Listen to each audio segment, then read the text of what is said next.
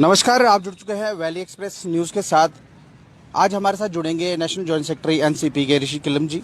हम इनसे बात करेंगे कि बहुत से दल ऐसे हैं कि जिन्होंने फेरन और बुर्का और जो फेरन है इसको बैन करने की बात कर रही है और थोड़ा विवाद भी चल रहा है इस पर। बात करेंगे ऋषि किलम जी से। ऋषि जी, पहले हमें ये बताइए, ये कितना सही है और कितना गलत है? ये देखिए, हालांकि मैं शॉर्टकट में ये बोलूं कि फ़ेरन वाले तो मुफ्त में बदनाम हो गए, तो ना किया कुछ ना दोष कुछ, और फ़ेरन वाले ऐसे ही बदनाम हुए। देखिए, जो फ़ेरन का इतिहास है वो आज से नहीं है, वो हज़ारों साल से चल रहा है।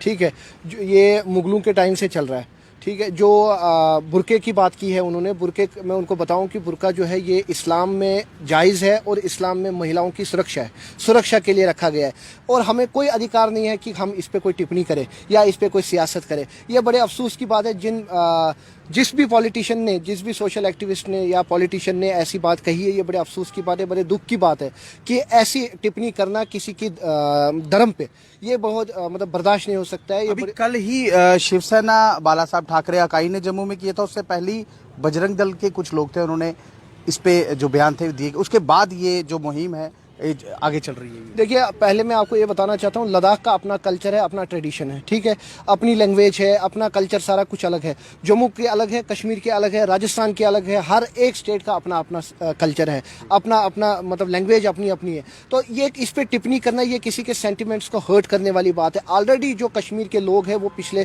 30 साल से मिलिटेंसी हिट है। ऑलरेडी आप तो खुद जानते हैं, चाहे कश्मीरी पंडित हो या कोई भी समाज हो, तो ऑलरेडी ये डिस्टर्ब एरिया चल रहा है, डिस्टर्ब स्टेट है। तो ऐसे टिप्पणी करना, मैं नहीं समझता हूँ कि इस मौके पे ये टिप्पणी करनी चाहिए और किसी के सेंटिमेंट्स को हर्ट करना। मुझे ये बताइए कि आपने ये कहा कि फेरन में से वो गोली मार सकते, कोई भी आतंकवादी। मुझे ये बताइए कि क्या किसी कोर्ट में नहीं कर सकते? क्या किसी ऐसे, आज तक मुझे ये बताइए, जो आतंकवाद 1990 से चल रहा है, क्या उन्होंने हमेशा फेरन यूज़ किया?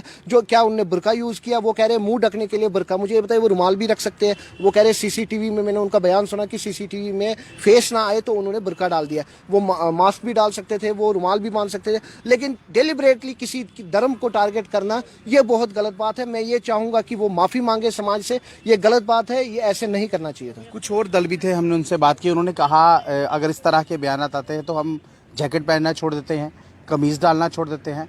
गवर्नमेंट को बोलिए कि ऑर्डर निकालिए और जिसमें हम सिर्फ 2 पीस में ही हम आ सकते हैं। और दूसरी बात ये है कि अगर ऐसा कुछ हो रहा है, चलो ये मिलिटेंसी तो है, मिलिटेंसी की हम बात कर रहे हैं, लेकिन फेरन और बुर्के पर जो आधा दल हैं वो क्यों इसको ही ज़्यादा फोकस कर रहे हैं? क्योंकि कश्मीर के लोगों की कहीं ना कहीं इस पे गुस्सा भी है। देखिए, कश्मीर के लोगों की ये पहचान है, ये आज से नहीं है, ये मुगल बादशाह के टाइम से, ये आज से नहीं है कि फेरन आज से पहन रहे हैं। इसमें ये कश्मीरी हिंदू भी पहन रहे हैं, डोगरा भी पहन रहे हैं, सिख भी पहन रहे हैं, हर एक धर्म। इसको धर्म से क्यों जोड़ रहे हैं आप? पहले मेरे को ये बताइए, इसको धर्म से क्यों जोड़ रहे हैं? इसको आप टारगेट क्यों कर रहे हैं मिलिटेंसी से? आज मिलिटेंट ने गन उठा लिया और फेरन के अंदर था, तो उसका मतलब ये नहीं है कि हम फेरन, कल को आप बोलोगे कि कपड़े भी उतार दो। इन लीडर्स ने तो हमें मजबूर कर दिया अब जम्मू कश्मीर के लोगों को, कपड़े तक उतार दो। आज ये फेरन को टारगेट कर रहे हैं, कल ये अब ये बुर्के को टारगेट कर रहे हैं। और यही वो लीडर है, मैं बताना चाहता हूं, जिसकी वजह से पूरे हिंदुस्तान में कश्मीर बदनाम है, जिसकी वजह से जम्मू कश्मीर बदनाम है। क्योंकि आज आप किसी भी देश में चले जाइए, किसी भी स्टेट में चले जाइए,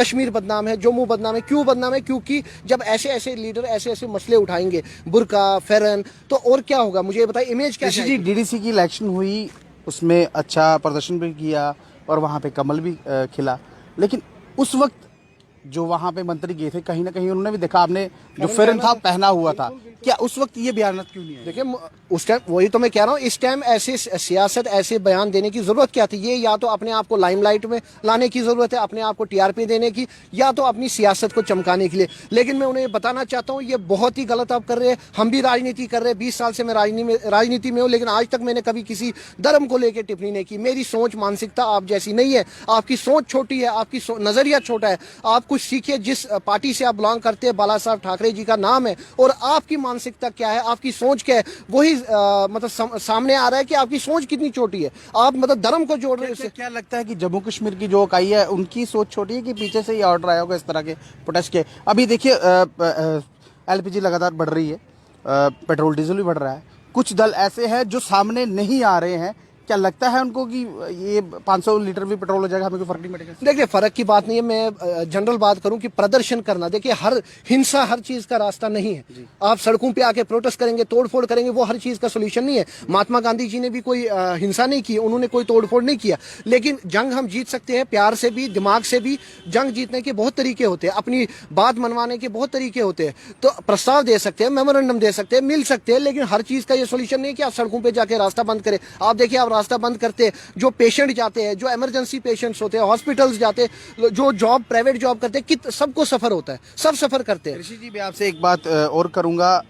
जिस तरह से अभी एक पार्टी उभर के आई है, अब मैं नाम नहीं लूंगा उनका, बड़े नेता हैं और कश्मीर में उनकी अच्छी खासी पकड़ है, वो पार्टी क्यों नहीं बोल रही है इसके ऊपर? फरन के ऊपर बोल रहे हैं अल्ताफ बुखारी जी क्यों नहीं बोल रहे हैं इसके ऊपर? जी, वो इसलिए नहीं बोल रहे हैं क्योंकि मैं ये कहूंगा कि देखिए अपनी सोच है उनकी, मैं ये टिप्पणी नहीं कर सकता हूँ। लेकिन वो इस टाइम लगे हैं मेंबरशिप करने में, इस टाइम लगे अपनी सियासत नई नई आए हैं, इस टाइम मतलब अपनी पार्टी को लॉन्च किया। वो इस टाइम कोई भी ऐसा बयान नहीं देना चाहते जिससे कोई भी पक्ष क्या लगता है ये बी टीम है? बिल्कुल बिल्कुल, उसमें कोई शक नहीं है, उसमें कोई शक नहीं है। आने वाले इलेक्शन में आपको पता ही लगेगा कि बी टीम कौन है, ए टीम कौन है। इस बी टीम ने अभी तक कोई भी पेट्रोल डीजल पे खुल के अभी तक ना उनका बयान आया है, ना किसी जम्मू कश्मीर के। देखिए इन लीडर्स की जो मतलब काफ़ी देर से चल रहा है, इतने सालों से कुर्सी, इनको कुर्सी ही चाहिए, इनको जनता से कोई मतलब नहीं है। आप मुझे बताइए, जब ये पावर में थे ऐसा क्या काम किया, ऐसे कौन से इंजीनियरिंग कॉलेज, कौन से मेडिकल कॉलेज, कौन से लोगों के काम हुए, मुझे ये बताइए।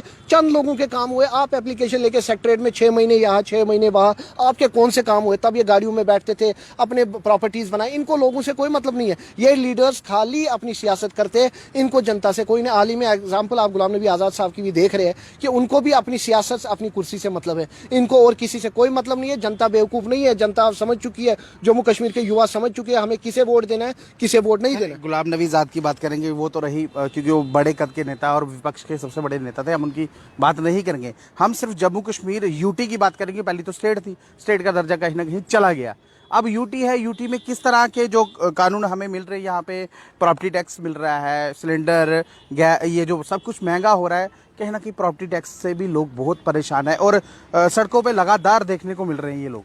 देखिए आज ये जो लीडर्स प्रदर्शन कर रहे हैं प्रॉपर्टी टैक्स पे, जीएसटी पे, आज जिस पे, अगर इन्होंने अपने टाइम 70 साल में कोई विकास किया होता, अगर इन्होंने कोई जम्मू कश्मीर की बात की होती, मैं कांग्रेस की ये बात नहीं करता हूँ कि देश में विकास है, मैं अपने जम्मू कश्मीर की बात कर रहा हूँ। अगर इन्होंने चिनाब वाली बेल्ट की, अगर इन्होंने कश्मीर की, अगर इन्होंने रजौरी पूंछ की, जम्मू के डेवलपमेंट की बात की होती, पार्लियामेंट में हो या राज्यसभा में हो, तब हमें जरूरत नहीं होती। लेकिन जब इन्होंने कोई काम ही नहीं किया, आज इनको याद आ। लेकिन ऋषि जी, जो पिछले 7 साल से पावर में है, उन्होंने क्या कर दिया?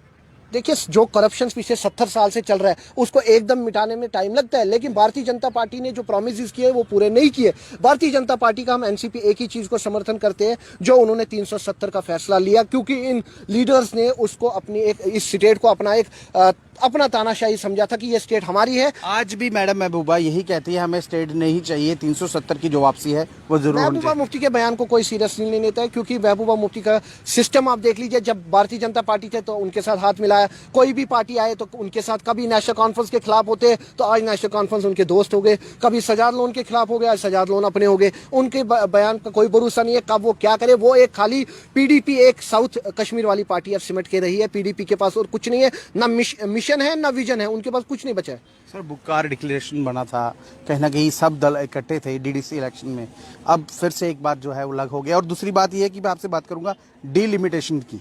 डीलिमिटेशन प्रोसेस जो है वो मुझे लगता है जम्मू कश्मीर में कहीं ना कहीं शुरू हो चुका है। क्या लगता है आपको कब तक ये इलेक्शन यहाँ पे? देखिए हम डिलिमिटेशन की बात नहीं कर रहे, हम चाहते हैं, हमारी एनसीपी पार्टी चाहती है कि जम्मू को अलग स्टेट दर्जा दिया जाए, जम्मू अलग हो, कश्मीर, क्योंकि ये जो लाइफ टाइम का ये जो डिस्टर्ब चल रहा है कि जम्मू वर्सेस कश्मीर या जम्मू वर्सेस लद्दाख या कुछ, मैं चाहता हूं जम्मू को अलग स्टेट का दर्जा दिया, कश्मीर को अलग, जम्मू को अलग किया जाए, क्योंकि उसी में और भी है ये इसकी डिमांड कर रहे हैं। बिल्कुल डिलिमिटेशन से क्या होगा, डिलिमिटेशन से आप सीटें बढ़ाएंगे, उससे क्या होगा, आप चाहेंगे हाँ जी वो भी। लेकिन सर यहाँ पे हिंदू जो चीफ मिनिस्टर है उसकी कहीं ना कहीं यहाँ पे जो बात है वो की जा रही है। देखिए ये कभी नहीं होना चाहिए, यही मैं कह रहा हूँ। जो अभी शिवसेना वाले लीडर ने जो उनकी मानसिकता है कि बुर्का और वो जो फेरन वाली बात हुई है, ये वही हुआ, हिंदू चीफ मिनिस्टर, मुस्लिम चीफ मिनिस्टर। धर्म एक है, इंसान एक है। आप ये क्यों बांट रहे हो कि ये हिंदू चीफ मिनिस्टर बन गया या मुस्लिम चीफ मिनिस्टर बन गया? ऐसा कुछ सोच नहीं रखना है। हमें ये देखना है जो डेवलपमेंट करेगा, विकास करेगा, युवाओं की बात करेंगे, उसको हमने आगे बढ़ाना है। उस चाहे वो किसी भी धर्म से हो, किसी भी राजनीति से हो, किसी भी पॉलिटिकल पार्टी से हो, हमें उसको सपोर्ट करना है, फिर वो किसी भी धर्म से हो। लेकिन जो ये डिलिमिटेशन प्रोसेस है, डिलिमिटेशन से क्या होगा, ज्यादा से ज्यादा जम्मू में सीटें बढ़ेगी। फिर वही बात होगी कि जम्मू का मुख्यमंत्री, कश्मीर का मुख्यमंत्री। क्या क्या लगता है ये सीटें बनने के बाद जो यूटी है वो क्या स्टेट में तब्दील हो सकती है? देखिए, यूटी हमारी मांग है कि स्टेटहुड मिलना चाहिए, लेकिन जब तक इस स्टेट की पूरी तरह से सफाई हो, जब तक जो करप्शन है वो पूरी तरह से, अभी कश्मीर की बात करें तो वहां तो नस नस में करप्शन है, हर एक डिपार्टमेंट में करप्शन है। जब तक वो करप्शन खत्म नहीं होता है तब तक यूटी हमें चाहिए, तब तक यूटी नहीं हटना चाहिए। लेकिन जब अच्छे से यहाँ करप्शन साफ हो, जितना भी कम से कम 90% अगर हो, तो उसके बाद हम स्टेटहुड की मांग करते हैं। स्टेटहुड हमें चाहिए। डोमिसाइल जो है हमारा जी 280 सीटों पे इलेक्शन करवाई गई, कहीं ना कहीं डीडीसी की 280 सीटों पे इलेक्शन हो सकती है, और क्या ये जो एमएलए की इलेक्शन है ये नहीं हो सकती है? देखिए, मुझे एक चीज बताइए, हम एमएलए इलेक्शन की बात करते हैं, हमें विकास चाहिए, हमें डेवलपमेंट चाहिए। अगर माननीय एलजी साहब है, अब देखिए दिल्ली में भी एलजी साहब का काफी देर चला, वहां भी लेफ्टिनेंट गवर्नर है,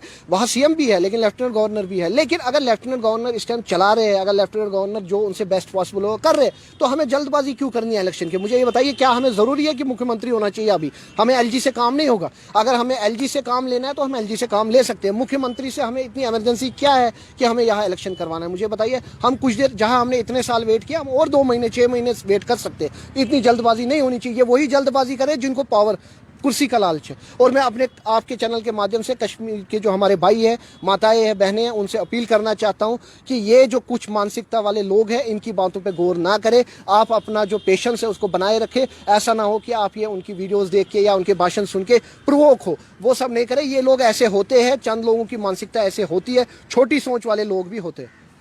जी, आपने देखा इंजीनियर ऋषि कलम जी का यही कहना है, एनसीपी के थे ये। और दूसरी बात यह है कि अपनी सोच जो है वो बड़ी रखे।